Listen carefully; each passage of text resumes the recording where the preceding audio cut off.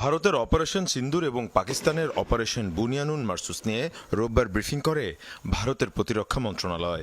এ সময় অভিযানের বিভিন্ন তথ্য তুলে ধরেন মন্ত্রী রাজনাথ সিং।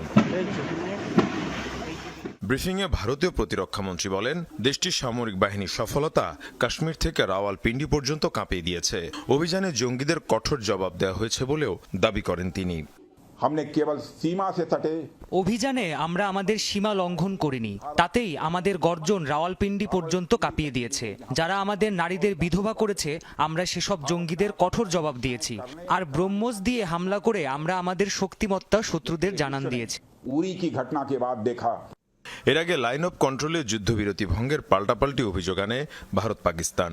দিল্লির দাবি, প্রথমে ভারতীয় ভূখণ্ডে গোলা ছড়ে পাক বাহিনী, জবাবে পাল্টা হামলা চালায় তাদের সেনারা।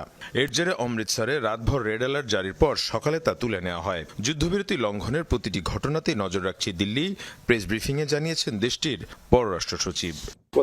গেল কয়েক ঘন্টা বেশ কয়েকবার যুদ্ধবিরতি লঙ্ঘন করা হয়েছে। সশস্ত্র বাহিনী এর যথাযথ জবাব দিচ্ছে। আমরা বিষয়টির উপর গুরুত্ব সহকারে নজর রাখছি।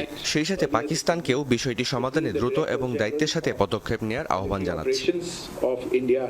তবে ইসলামাবাদের পাল্টা দাবি, দিল্লি লঙ্ঘন করেছে যুদ্ধবিরতি।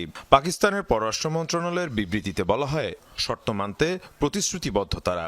এর আগে যুদ্ধবন্ধে মধ্যস্থতা করায় যুক্তরাষ্ট্র চীনকে ধন্যবাদ জানান পাকিস্তানের প্রধানমন্ত্রী।